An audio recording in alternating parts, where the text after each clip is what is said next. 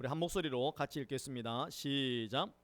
도둑이 오는 것은 도둑질하고 죽이고 멸망시키려는 것뿐이요 내가 온 것은 양으로 생명을 얻게 하고 더 풍성히 얻게 하려는 것이라. 아멘. 자, 내가 온 것은부터 한번 더 읽을까요? 시작. 내가 온 것은 양으로 생명을 얻게 하고 더 풍성히 얻게 하려는 것이라. 아멘. 오늘 말씀을 가지고 NLTC 5번째 훈련으로 성령 안에서 승리하며 살아가는 방법, 우리가 배워보도록 하겠습니다. 한번 따라합시다. 성령 안에서 승리하며 살아갑시다.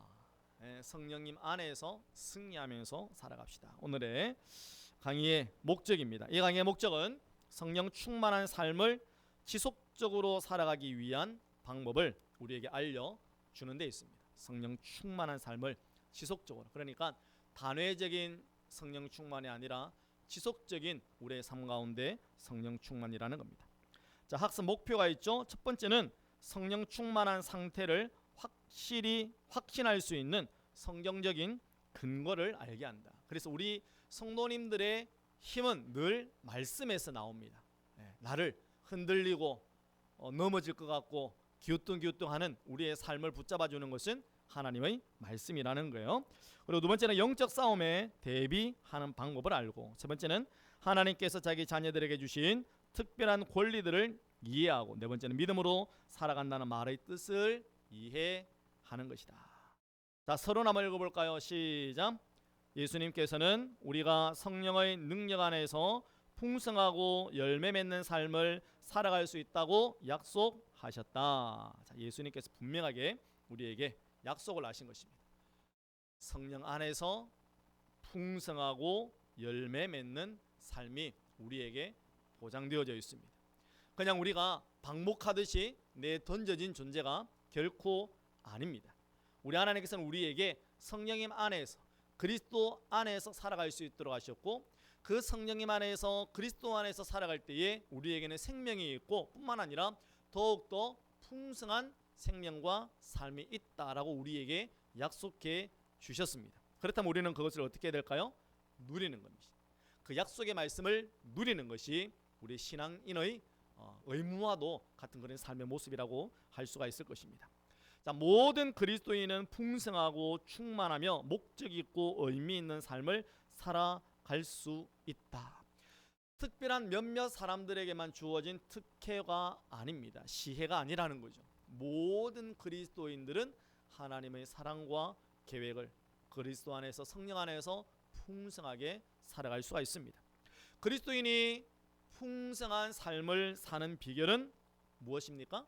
성령 안에서 살아가는 것입니다. 물고기가 건강하게 자라기 위해서는 어디에 있어야 됩니까? 물 속에 있어야 되고, 새들이 건강하게 살기 위해서는 공기 중에 있어야 되고, 나무들이 건강하게 살기 위해서는 좋은 토양에 그 뿌리를 내리고 심겨져 있어야 됩니다. 성도들은 어떻습니까? 자연계의 자연법칙이 있듯이 하나님과 우리 사이에도 영적인 원리가 있죠. 어떻습니까? 성령 안에 있을 때에, 그리스도 안에 있을 때에 우리는 풍성한 삶을 살 수가 있다라는 것입니다. 그리스도를 떠나서는 살 수가 없습니다. 그래서 예수님께서 부활의 능력으로 그분의 풍성한 삶을 우리를 통해 사시는 것을 의미하는 것입니다. 그래서 내 안에 사는 것은 그리스도입니다. 우리에게 풍성한 삶을 살 수 있도록, 세상에 어떠한 죽음의 역경이 다가온다고 할지라도 부활 능력으로 살아갈 수 있도록 우리에게 은혜를 베푸신 것입니다. 그리고 우리는 매 순간 영혼의 호흡을 통하여서 성령 안에서 살아갈 수가 있다. 그래서 NLTC에서는 우리 들숨과 날숨, 들이쉼과 내쉼이라고 하는 영혼의 호흡. 자, 들이쉬는 것은 무엇을 마십니까? 하나님의 은혜를 마시고 성령을 마시고, 내쉬는 것은 우리의 죄를 내뱉는 겁니다.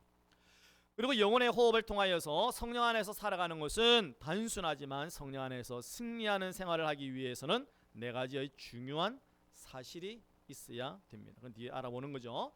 자, 당신이 성령 충만한지를 한번 확인해 봅시다. 1번 읽어봅니다. 시작.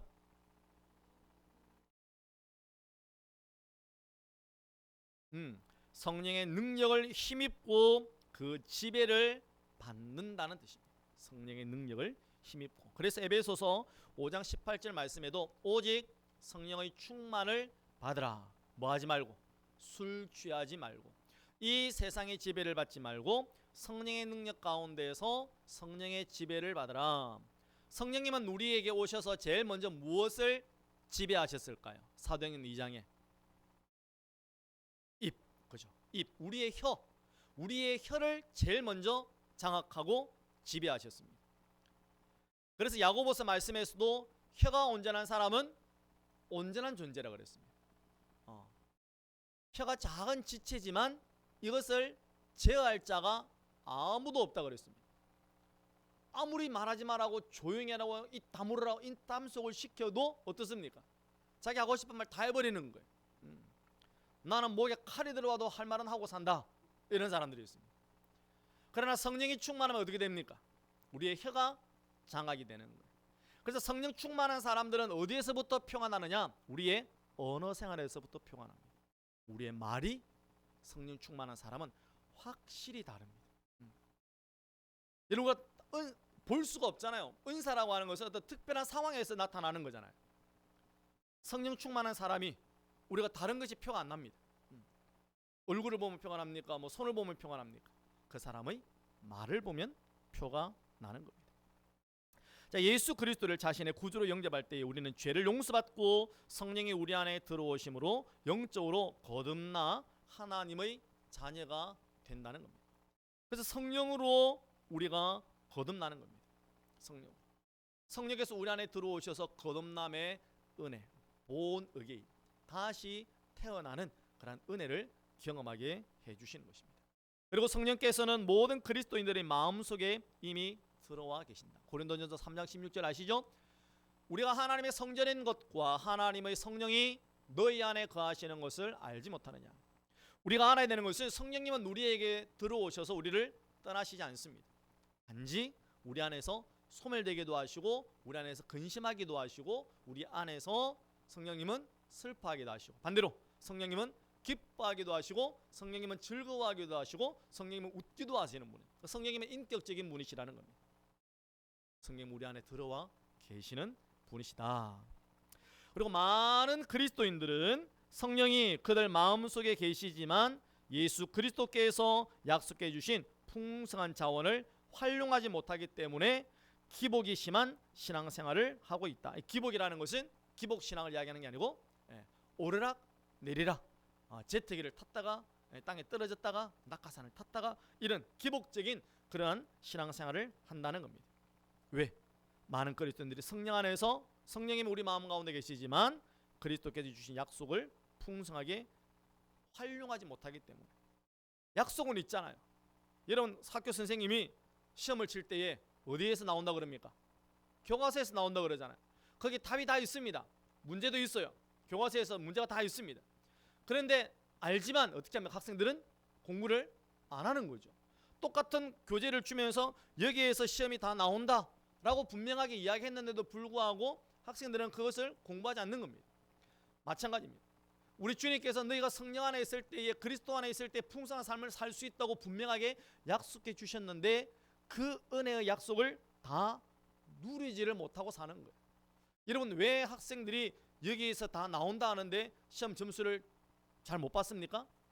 안 열어보기 때문에, 안 읽어보기 때문에, 안 외우기 때문에, 이해를 못하기 때문에 그런 거잖아요.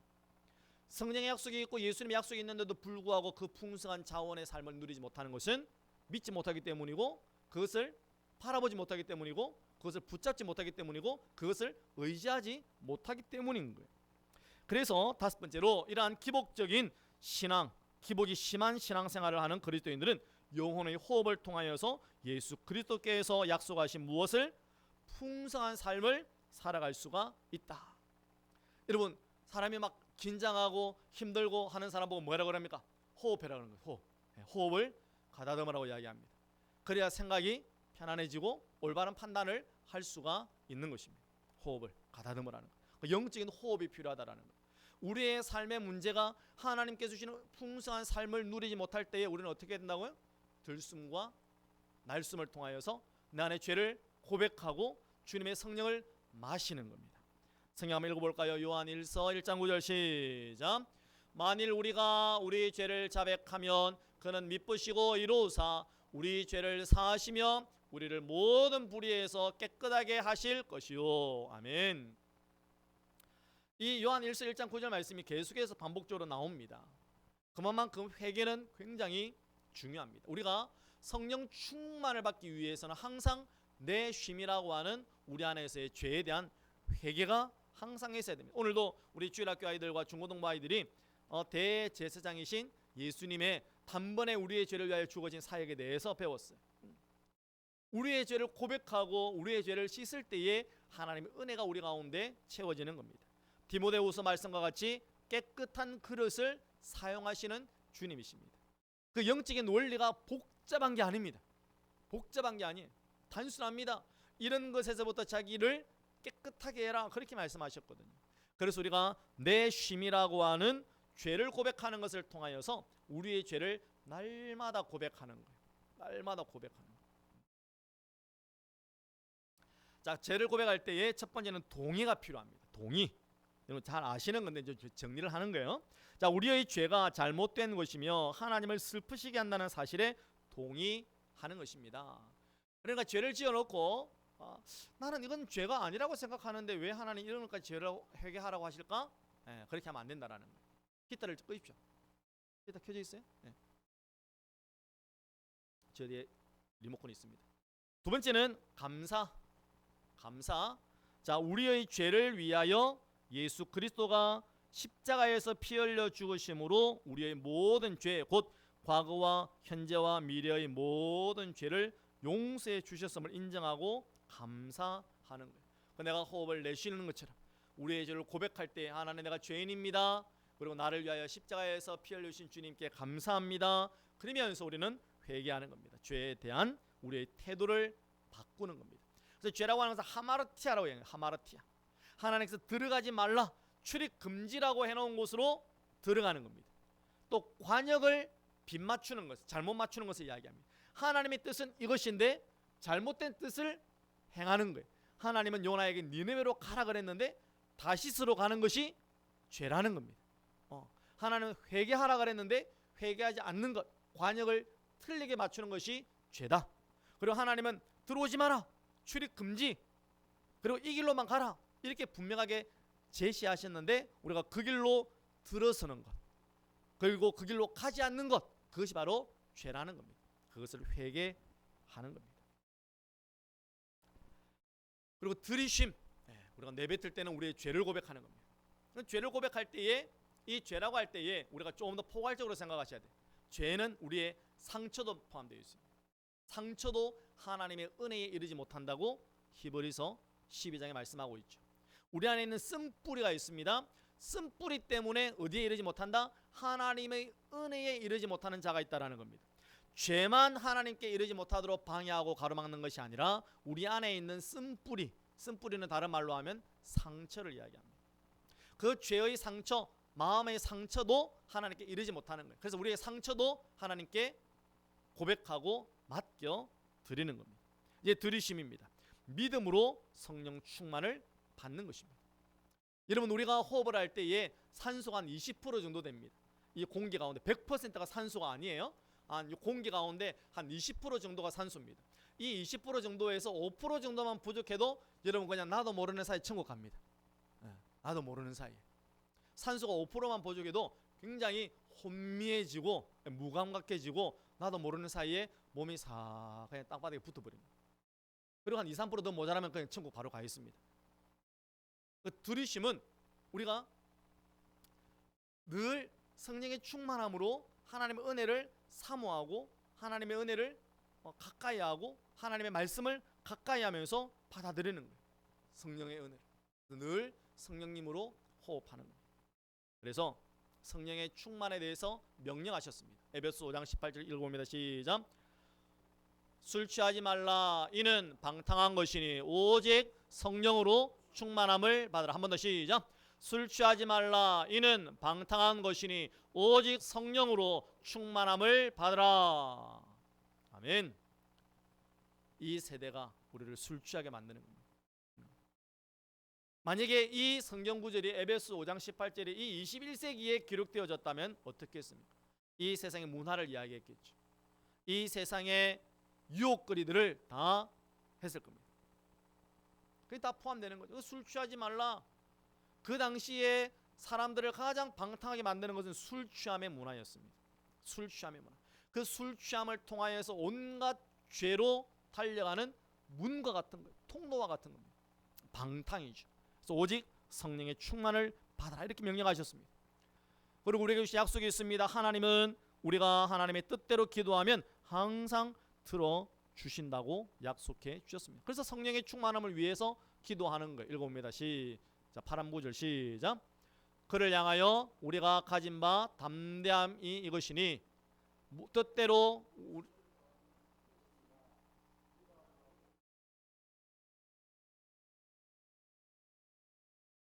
그것을 얻은 줄을 또한 아느니라. 우리가 전에도 한번 살펴보았죠. 하나님의 뜻대로 구하면 무엇이든지 우리에게 들어주신다. 하나님의 뜻대로 주님께 구하면 우리에게 응답해 주신다라는 겁니다. 성령의 충만하면 하나님의 뜻이기에 우리는 성령의 충만을 기도하는 겁니다. 그래서 하나님은 우리가 하나님의 뜻대로 기도하면 항상 들어주신다고 약속하신 것을 잊지 말아야 합니다. 그래서 영혼의 호흡을 통하여서 우리 안에 죄를 고백하고 우리 안에 있는 상처를 고백함으로 말미암아 우리는 우리의 삶이 주님 중심으로 싹 바뀌어지는 거예요. 자, 왼쪽 그림, 가까운데 그림 뭐예요? 범죄가 우리의 삶 가운데, 죄악이 우리의 삶 가운데, 상처가 우리 삶 가운데 들어오고 우리 가운데 트라우마가 우리 가운데 들어오면 우리의 삶은 내가 중심에 서 있는 거예요. 그리고 주님은 우리의 발밑에 있고 삶의 모든 상황들이 중구난방으로 어지러져 있습니다. 그런데 영혼의 호흡을 통하여서 우리가 죄를 고백하고 성령을 마시고 성령 충만하면 주님 중심으로 우리의 삶이 다 정리가 되는 거예요. 그래서 이 오른쪽에 있는 그림은 주님께 우리의 모든 삶을 다 맡기는 거예요. 주님께 맡기세요. 맡기지 못할 게 없습니다. 주님께서 다 해결해 주실 거예요. 자녀 문제, 가정 문제. 제가 오늘 이 문장 있잖아요. 주님께 맡기세요. 이 문장을 오늘 아침에 그 자녀들이 교회 출석 준비를 할 때에 이제 좀 들었어요. 방송을 통해서 잠깐 흘러가는 한 문장을 들었는데 그 말씀이 딱 들어오는 거예요. 아, 맡긴다. 느낌이 확 오는 거예요. 맡기는구나. 주님께 맡기는구나. 그냥 내가 가지기 싫어서 맡기는 것이 아니라 하나님께서 해결하실 것이라고 하는, 하나님께서 인도하실 것이라고 하는, 하나님께서 도와주실 것이라고 하는 그 믿음을 가지고 주님께 맡기는 거예요. 맡기는 거예요. 영혼의 호흡은 하나님께서 주신 풍성한 자원을 순간순간 우리 것으로 활용하는 열쇠와 같다. 그래서 회개는 어떤 특정한 시간에만 하는 것이 아니라 하나님께서 우리에게 생각나게 하시는 순간 해결하는 것이 굉장히 중요합니다. 그래서 하나님께서는 우리가 회개하지 아니하면 하나님은 그 회개하지 않음에 대한 즉각적인 하나님의 심판을 하십니다. 하나님의 심판이라고 해가지고 우리를 막 죽이는 그런 심판이 아니라 그 죄에 대해서 우리의 마음 가운데 불편함을 주세요. 불편함. 여러분들이 어떤 다른 사람들에게 상처 주는 말을 하고 나서 돌아서면 마음 가운데 뭐가 생길까요? 평안과 기쁨과 한 건 했다라는 즐거움이 생깁니까? 아니죠. 뭔가 좀 불편하잖아요. 이게 바로 하나님의 성령께서 우리 안에 계시는 증거예요. 그 불편함을 어떻게 하라고요? 하나님께 고백하는 거예요. 하나님, 제가 하지 말아야 될 말을 했고 지체의 마음을 아프게 했던 말을 한 것 같습니다. 용서해 주세요. 그리고 또 다시 만날 기회가 없으면 문자를 보내서라도 아니면 전화를 해서라도 내가 낮에 만났을 때 이래 말했는데 미안하다. 용서해 달라. 요즘 우리 사회가 사과와 용서에 대해서 얼마나 민감합니까? 우리 그리스도인들은 용서해, 사과하고 70번씩 7번이라도 용서해 주는 사람, 그리고 사과하는 사람이 되셔야 됩니다. 그리고 성령께서 우리를 충만하게 하시고 능력을 주시도록 우리는 뭐 해야 된다? 간구해야 된다. 위로부터 성령의 능력으로 입혀올 때까지 예루살렘 성을 떠나지 말라고 하는 명령을 받았을 때 제자들은 열흘 동안 뭐 했습니까? 오로지 기도에 힘썼다 그랬습니다. 그들이 성령 충만 받기 위하여 다른 거 한 게 없어요. 기도한 겁니다. 그냥 기도한 거예요. 그들이 체력 단련을 한 것도 아니고 그들이 나가서 뭔가를 한 게 아닙니다. 오로지 기도했을 때에 성령의 충만을 받은 것입니다. 역사적으로 2000년 동안 교회의 성령의 충만함의 부흥의 역사는 전부 기도로 시작된 거예요. 기도로 성령의 충만함이 이루어지는 겁니다. 자, 성령의 사람이 믿음으로 살아가지 않으면 육신에 속한 그리스도인이 된다. 육신에 속한 그리스도인은 내 마음의 왕좌에 누가 앉아 있는 겁니까? 내가 앉아 있고 예수님은 그 자리에 밖에 앉아 계신 거죠. 그리고 우리 생활 속에서 죄를 쌓아두지 말고 깨달은 즉시 뭐 해야 된다? 고백해야 한다. 그래서 특별한 느낌을 의존하거나 추구하지 말라. 그러니까 죄를 지었다고 생각하면 즉시 고백하는 거예요. 고백하는 거예요. 그런데 이런 죄를 고백하다가 점점 무뎌지고 하면 나중에 어떻게 될까요? 화인 맞은 양심이 됩니다. 죄를 고백하지 아니하고 계속해서 죄 가운데 살면 내 마음이 화인 맞은 양심이에요. 자, 불로 지지는 그 피부는 어떻게 될까요? 나중에 되면 딱딱하게 굳어버립니다. 화인, 불도장을 맞은 거예요. 거기가 딱딱하게 굳어가지고 감각을 잊어버리는 거예요. 그래서 나중에는 회개하라고 해도 회개가 안 됩니다. 성령님의 아주 강력한 불같은 역사가 아니고서는 절대로 내 입을 통하여서 죄가 고백이 안 되는 거예요. 제가 이런 축사 사역을 하면서 귀신 들린 사람들을 자주 만났을 때에 그 사람 보고 하나님 나는 죄인입니다라고 말하라고 이야기하면 절대로 말하지 않습니다. 그리고 주기도문을 잘 배우는 성도였는데도 불구하고 주기도문을 고백하라고 이야기하면 절대로 끝까지 고백을 못해요. 고백이 안 나옵니다. 이 고백이 그냥 되는 것 같지만 하나님의 성령의 역사로 되는 거예요. 그래서 우리의 마음이 늘 부드러움에 있어야 됩니다. 그래서 우리 주님께서 구약시대의 이사야와 예레미야를 통하여서 우리 안에 굳은 마음을 뭐하라? 기경하라. 어떤 마음을 주신다? 부드러운 마음을 준다 그랬잖아요. 부드러운 마음을. 우리는 마음이 부드러워야 돼요. 우리의 심령이 부들부들해야 됩니다. 그래서 아주 조그마한 부분에도 민감하게 그러니까 말을 툭 던져놓고 나는 뒤끝없다 그런 게 아닙니다. 우리는 처음부터 성령의 말하게 하심을 따라서 말하는 자가 돼야 돼요. 아멘. 자, 영적인 싸움을 대비해라. 영적인 싸움. 자, 영적 싸움은 내가 싸우는 것이 아니라 하나님께서 싸우시는 싸움입니다. 그래서 전쟁은 누구에게 속했다? 우리 하나님께 속했다 그랬습니다. 전쟁은 주님께 속한 거예요. 그래서 내가 싸우는 것이 아니고 하나님이 싸우신다는 것을 알아야 됩니다. 그리고 그리스도인들은 대적하는 세 개의 세력이 있다. 그리스도인들을 대적하는 세 개의 세력. 첫 번째는 어디가? 세상이 우리를 대적한다라는 겁니다. 그래서 성경은 이 세상을 뭐하지 말라? 사랑하지 말라 그랬습니다. 사랑하지 말라. 두 번째는 하나님께서는 이 세상을 사랑하는 사람을 결코 사용하지 않는다. 세 번째는 예수님은 세상을 이기셨다라는 겁니다. 그 세상은 항상 우리를 대적하는 거예요. 그 세상은 세상의 문화를 이야기합니다. 예수 그리스도를 대적하는 문화, 예수 그리스도를 대적하는 세계, 그 모든 것은 우리를 향하여서 자꾸 하나님으로부터 떠나게 만드는 거예요. 그게 바로 로마서 12장 1절에 이 세대를 본받지 말라. 자꾸 이 세대를 본받게 만들어가는 겁니다. 그래서 예수님은 세상을 이기셨다 그랬잖아요. 이기셨다. 세상이 선하고 아름답고 착하면 좋으면 왜 세상을 이겼다고 말하겠습니까? 안 그렇거든요. 세상은 점점 더 하나님으로부터 멀어지게 하는 존재다. 그리고 그리스도인들을 대적하는 것은 육신입니다. 육신. 성경 읽어볼까요? 시작. 육체의 소욕은 성령을 거스르고 성령은 육체를 거스르나니 이 둘이 서로 대적함으로 너희가 원하는 것을 하지 못하게 하려 함이니라. 우리 안에 성령의 소욕만 있으면 얼마나 좋겠습니까? 그런데 육체의 소욕도 함께 있다라는 거예요. 그래서 이 육체의 소욕이 우리로 하여금 유혹을 합니다. 그리고 유혹을 통하여서 죄를 짓게 만드는 거예요. 끊임없이 성령께 우리를 맡길 때에 이러한 갈등을 이길 수가 있습니다. 유혹 자체, 유혹에 넘어가는 게 문제예요. 요셉이 보디발의 아내의 유혹을 받잖아요.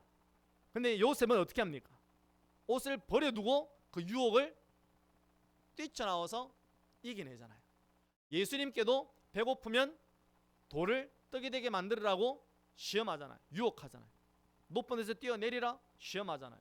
절해라 그러면 권세를 주겠다 시험하잖아요. 그러한 시험, 그러한 유혹들이 우리에게 다가올 수가 있습니다. 얼마든지 우리는 올 수가 있습니다. 그런데 예수님께서 기도를 가르치셨잖아요. 시험에 들게 하지 마시옵고, 시험에 들지 않도록 그 육체의 소욕 가운데 우리의 영혼이 빼앗기지 않는 거예요. 세 번째는 마귀가 우리의 대적입니다. 베드로전서 5장 8절 시작. 근신하라 깨어라 너희 대적 마귀가 찾나니. 자, 악한 영들의 우두머리 마귀는 하나님께 지원받았지만 타락함으로 인해 하나님을 대적했다. 그래서 사탄이라는 단어가 있고 마귀라고 하는 단어가 있는데, 그리고 귀신들이라고 하는 단어가 있는데, 사탄 마귀는 거의 동의어적으로 쓰일 때가 있습니다. 사탄은 하나님과의 어떤 관계 안에서의 참수하는 자로 사탄이라고 쓰일 때가 많습니다. 그리고 마귀는 하나님의 백성들과의 관계에서 대적자로서 쓰일 때가 많습니다. 그리고 귀신들이 있습니다. 하나님의 말씀은 마귀가 우리를 공격할 때에 두려워할 필요가 없음을 말씀하셨습니다. 요한 1서 4장 4절에 너희 안에 계시니가 세상에 있는 이보다 뭐하다? 크심이라. 우리 하나님은 너무 크신 분이에요. 우리의 죄보다도 크신 분이고, 세상보다도 크신 분이고, 우리의 상처보다도 크신 분이고, 나보다도 크신 분이에요. 그래서 다 덮고도 남는 겁니다. 다 덮고 다 해결하고도 넉넉하게 남는 분이에요. 다 주님께 맡기는 겁니다. 다 주님께. 영적인 싸움, 세상이 우리를 공격해 옵니다.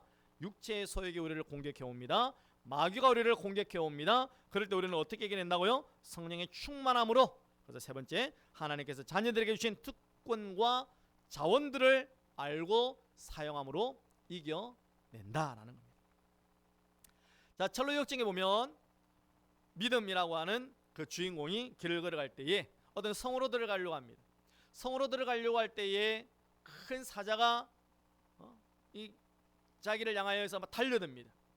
근데 두려워가지고 놀래가지고 멈칫하는데 이 안내자가 뭐라고 이야기합니까? 두려워하지 말라고. 왜?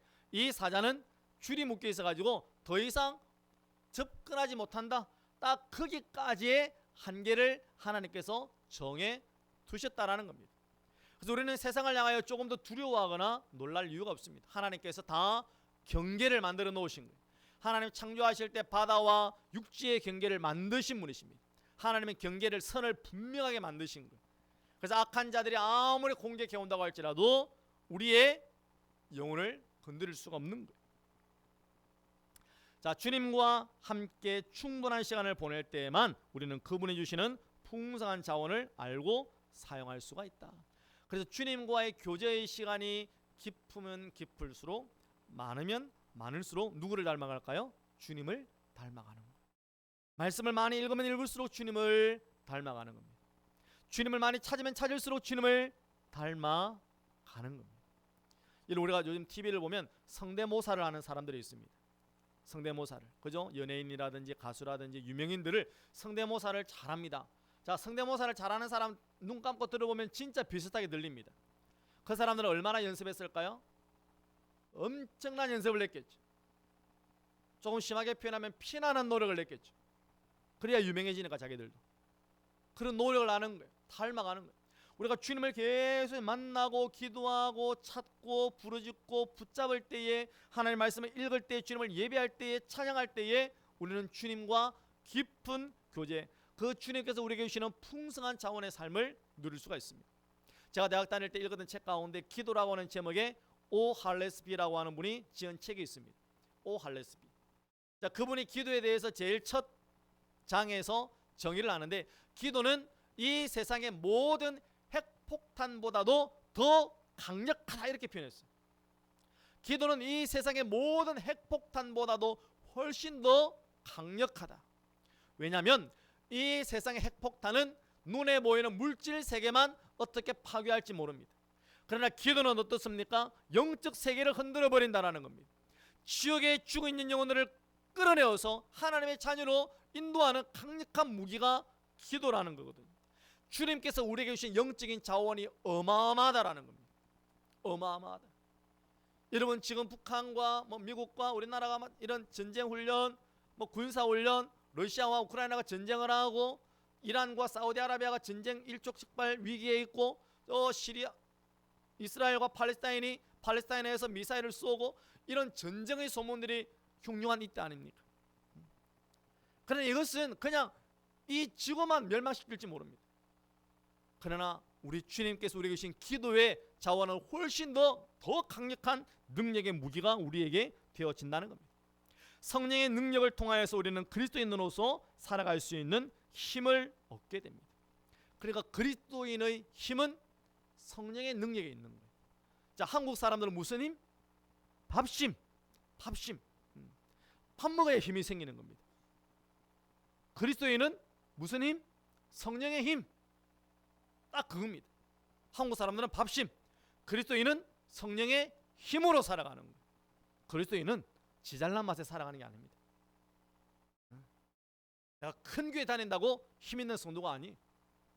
성령의 힘이 그리스도인의 힘입니다.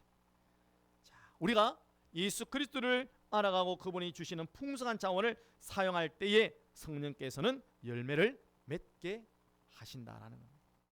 제가 몇 주 전에 저 칠천도 앞에 있는 맹종죽 테마파크에 한번 가본 적이 있습니다. 항상 입구에 갔다가 입장료 내라는 말에 기분 나빠가지고 돌아오다가 이번에는 입장료 내고 들어갔습니다. 갔는데 이렇게 표차를 붙여놨더라고요. 1년 됐는데도 저보다 커요. 5년 되니까 엄청 커요. 이게 잘 자라더라고요. 잘 자라요. 그래서 대한민국의 그 죽순의 한 70-80%가 거제도에서 난다고 이야기 들었어요. 굉장히 많은 대죽순이 거기에 있는 거예요. 그러면 그 대가 다른 데 심어놓으면 잘 안 자라요. 또 뿌리를 잘 내리지도 못하고 잘 올라가지도 않습니다.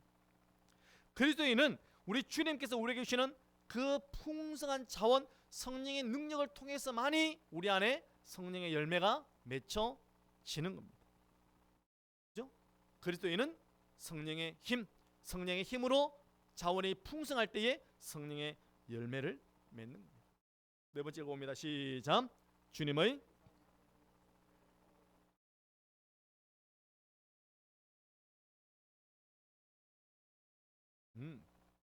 그래서 주님은 우리에게 능력을 제한해 놓으신 분이 아니에요.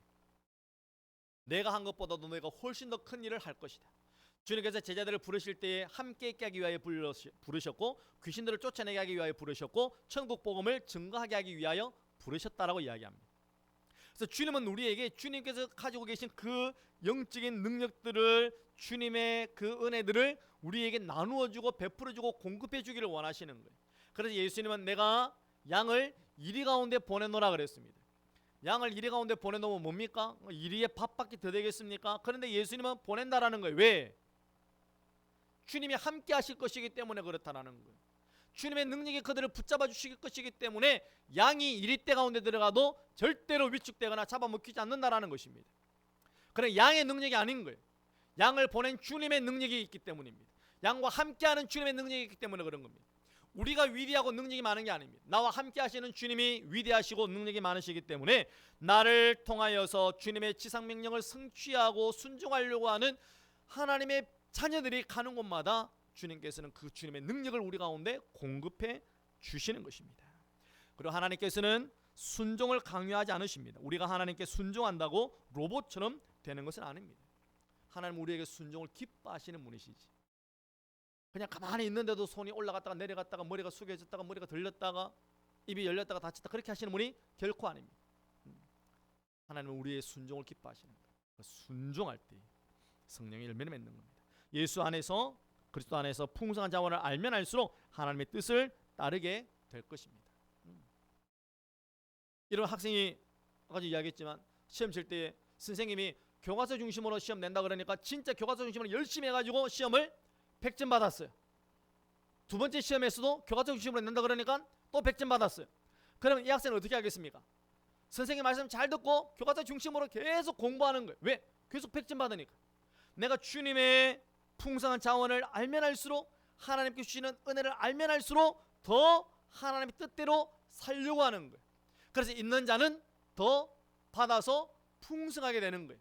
하나님의 은혜를 경험한 사람은 더 경험하게 되고, 하나님의 은혜의 경험이 없는 사람들은 그 경험을 잊어버리게 되는 거예요. 사라지게 되는 겁니다. 있는 것도 빼앗기는 거예요. 전에 받았던 한 번의 경험이 있습니다. 근데 그 뒤로는 경험이 없어요. 하나님의 경험한 은혜가 없습니다. 그럼 어떻게 됩니까? 전에 받았던 그 은혜의 경험도 사라지는 겁니다. 사라지는 겁니다. 여러분에게 그 은혜가 계속해서 갑절로 넘칠 수 있는 은혜가 있기를 예수님의 이름으로 축원합니다. 네 번째는 믿음으로 살아가는 겁니다. 믿음으로 살라. 그리스도인은 감정에 의존하지 않고 믿음으로 사는 존재입니다. 자, 감정은 믿음으로 순종할 때에 따라오는 결과입니다. 전에도 말씀드렸지만 감정이 필요 없는 게 아닙니다. 감정은 따라오는 겁니다. 감정은 생기는 거예요. 감정은 생기는 거예요. 그래서 감정이 있을 때까지 기다리는 것이 아니라 순종하면 기쁨이라고 하는 감정이 오는 거예요. 기쁨이 생길 때 순종하는 게 아니고 순종하면 기쁨이 우리에게 오는 겁니다. 그리고 감정을 추구하는 것은 믿음으로 살라고 하신 하나님의 명령을 거부하는 것이다. 조금 전에 말씀드린 거예요. 감정을 추구하는 게 아닙니다. 우리는 하나님 말씀대로 순종하니까 기쁨이 오는 겁니다. 예수님께서 70명의 제자를 2명씩 짝을 지어가지고 35조로 만들었습니다. 35조를 만들어가지고 35개 마을로 파송을 보냅니다. 제자리에 나갔다가 전도하고 돌아오니까 어떻게 했습니까? 우리가 예수님의 이름으로 귀신도 쫓아내었습니다. 그때 예수님께서 성령으로 기뻐하사 이렇게 말씀하십니다. 성령으로 기뻐하사. 그 제자들의 파송하고 돌아오는 사역을 보면서 성령으로 기뻐하신 분입니다. 그래서 기쁨이라고 하는 이 감정은 따라오는 감정입니다. 우리가 회개할 때에 눈물이라고 하는 감정도 따라오는 겁니다. 눈물을 흘려야만 회개는 아닌 거예요. 그러나 우리가 회개할 때에 눈물이라고 하는 이 희노애락의 애에 대한 하나님의 그 감정의 은혜가 우리에게 다가오는 거예요. 자, 우리의 믿음의 대상은 하나님과 그분의 말씀인 성경이다. 자, 우리는 잘 기억하시죠, 그죠? 우리의 믿음은 뭐냐? 하나님과 하나님께서 말씀하신 그 모든 말씀. 그래서 예수님께서 행하신 일과 예수님께서 말씀하신 그 모든 것이 우리의 믿음의 대상이다라는 겁니다. 자, 하나님께서는 우리의 모든 염려를 다 그분께 맡기라고 명령하시다. 우리 한번 솔직히 하면 좋겠습니다. 여러분 염려 있잖아요, 그죠? 네, 염려 있잖아요. 소파에 앉아가지고 감고 있으면 염려 천지빛깔입니다. 천지빛깔. 목사도 마찬가지죠. 자녀에 대한 염려도 있고, 교회에 대한 염려도 있고, 성도들에 대한 염려도 있고, 건강에 대한 염려도 있어요. 염려 있습니다. 근데 그 염려를 어떻게 합니까? 주님께 다 맡기라는 겁니다. 만약에 염려가 성도에게 없는 것이라고 한다면 이렇게 말씀하지 않았죠. 빌립보 교회도 그렇게 말씀하지 않았죠. 아무것도 염려하지 말라 그렇게 말씀하지 않았죠. 성도들은 염려가 있습니다. 세상 사람들은 염려를 가지고 살아가는 거고 우리는 염려를 주님께 맡기면서 살아가는 거예요. 그게 차이입니다. 염려 없으려면 어디로 가면 될까요? 공동묘지로 가시면 됩니다. 공동묘지로 가시면 돼요. 세상 사람들은 다 염려 있습니다. 다 염려 있어요. 우리는 세상 사람들과 다른 게 뭐라고요? 그 염려를 주님께 맡기는 거예요. 그 명령에 따라 각자의 문제를 주님께 맡기라. 그리고 그분을 신뢰하고 결과를 기다리라. 주님께 맡기면 하나님께서 가장 아름다운 모습으로 만들어 주실 거예요. 보석과 같이 만들어 주실 것입니다. 지금 우리 보기에는 조금 원석처럼 보여가지고 좀 투박하게 보이고 뭔가 잘 안 될 것처럼 보이고 그렇잖아요. 어제 우리 다니엘 기도를 통하여서 나오신 전도사님 무엇을 겪었습니까? 왕따를 겪었어요. 왕따를 겪고 10대에는 신앙의 사춘기를 겪고, 그죠? 인생의 사춘기와 함께 신앙의 사춘기도 겪는 거예요. 신앙의 사춘기. 그럴 때가 있어요. 그런데 우리 주님께서는 그 신앙의 사춘기를 경험한 이후에 하나님께서 주시는 아름다운 보배와 같이 만들어주시고 태어나게 해주시는 겁니다. 그것이 우리가 하나님을 향한 신뢰 아닙니까? 여러분, 그리스도인들은 사고도 없다, 사건도 없다, 아픔도 없다, 눈물도 없다, 염려도 없다, 고통도 없다, 걱정도 없다, 불안한 것도 없다, 상처도 없다, 질병도 없다. 그러면은 얼마나 좋겠습니까? 많은, 그죠? 얼마나 좋겠습니까? 다 없다. 그냥 기쁨과 즐거움과 감사, 감격, 즐거움, 뭐 풍성함, 형통, 평강 이런 것만 있다. 좋겠죠. 그러나 그렇지 않다라는 거예요. 다 있습니다. 그래서 어떻게 하자고요? 주님께 맡기라. 그리고 그분을 신뢰하고 그 결과는 주님께 맡기는 거예요. 우리가 우리 1과부터 했잖아요. 성령 안에서 예수를 전하고 그 결과는 하나님께 맡기는 거예요. 믿음을 보여주는 가장 좋은 방법은 뭡니까? 감사하는 것이다. 아까 전에 처음 말씀드렸습니다. 성령님이 우리에게 오셔서 제일 먼저 장악하시는 게 뭐라고요? 우리의 혀다. 그 혀를 통해서 무엇을 나타냅니까? 말이 나오는 거죠. 그래서 성도에게서 성령 충만한 성도들, 믿음의 성도들은 무엇이 달라진다고요? 말이 달라진다. 뭐가 풍성해진다는 거예요? 감사가 풍성해진다. 아니 우리 그 권사님이 성령의 물길 성령불이야 이 찬양이 그런 노래도 있습니까? 모르잖아요. 네. 또 어떤 노래 있는지 아십니까? 감사 감사 예수 감사 감사 예수 감사 감사 예수 내 맘에 감사 감사 예수 감사 감사 예수 감사 감사 예수 내 맘에. 감사가 얼마나 많은지 모릅니다. 노래가 처음부터 끝까지 감사입니다. 감사 예수밖에 없어요. 감사 감사 예수 감사한 거예요. 그 성도가 우리의 믿음이 가장 잘 표현되는 감사입니다. 주셔도 감사, 취하여 가셔도 감사, 건강해도 감사, 아파도 감사, 합격해도 감사, 떨어져도 감사. 할렐루야. 그게 성도의 믿음의 모습입니다. 성령이 우리 안에 충만하면 감사해요. 왜? 보이거든. 하나님께서 어떻게 하실지 보이니까 감사한 겁니다. 우리는 아침에 일어나는 순간부터 밤에 잠들 때까지 감사하는 마음으로 살아야 합니다. 그것이 하나님을 신뢰하며 하나님과 동행하는 방법입니다. 아침에 눈을 떴을 때 하나님 감사합니다. 살라맛 팡이논, 그죠? 팡이논, 팡이논, 살라맛 팡이논. 하나님 감사합니다. 어느 나라 말이냐고요? 따갈로그. 필리핀 따갈로그. 필리핀은 영어하고 따갈로그를 쓰는데 영어 안 쓰는 사람들은 따갈로그입니다. 한번 따라합시다. 살라맛 팡이논. 살라맛 팡이논. 하나님 감사합니다. Thank you Lord. 아리가또 고자이마스 카미사마. 하나님 감사합니다. 하나님 감사합니다. 아침부터 언제까지요? 밤에 잠들 때까지 하나님 감사합니다.